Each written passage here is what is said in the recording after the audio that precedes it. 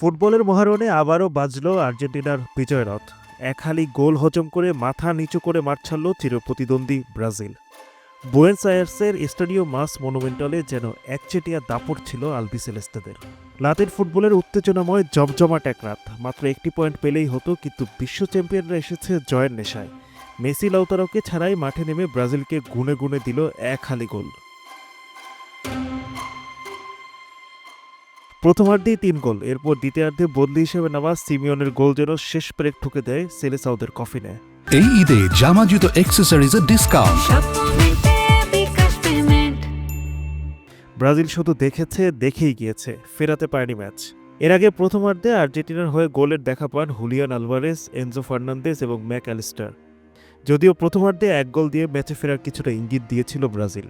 ম্যাচের ৩০ মিনিটে ব্রাজিলের হয়ে গোল করেন ম্যাথিয়াস কুনহা। ম্যাচের শেষ সময় দুই দলই গোলের জন্য মরিয়া হয়ে ওঠে, তবে কোনো গোল আর হয়নি। শেষে ৪-১ গোলের জয় নিয়ে মাঠ ছাড়ে আর্জেন্টিনা। কনমেবল অঞ্চলে বিশ্বকাপ বাছাই পর্বে শীর্ষে থেকে ২০২৬ বিশ্বকাপ নিশ্চিত করল লিওনেল স্কালোনির আর্জেন্টিনা। আর ব্রাজিল ২১ পয়েন্ট নিয়ে চতুর্থ স্থানে থেকে নতুন সংকটে পড়ে গেছে ৫ বারের বিশ্ব চ্যাম্পিয়নরা। বুয়েন্স আয়ার্সের রাতটা ছিল আকাশী নীলে রঙিন, আর ব্রাজিলের জন্য এক দুঃস্বপ্ন। এক হালি গোলের ধাক্কায় নরবলে সেলেসাও শিবির। আর আর্জেন্টিনা এগিয়ে চলছে নতুন ইতিহাস গড়তে। এই পরাজয়ের পর কিভাবে ঘুরে দাঁড়াবে ব্রাজিল?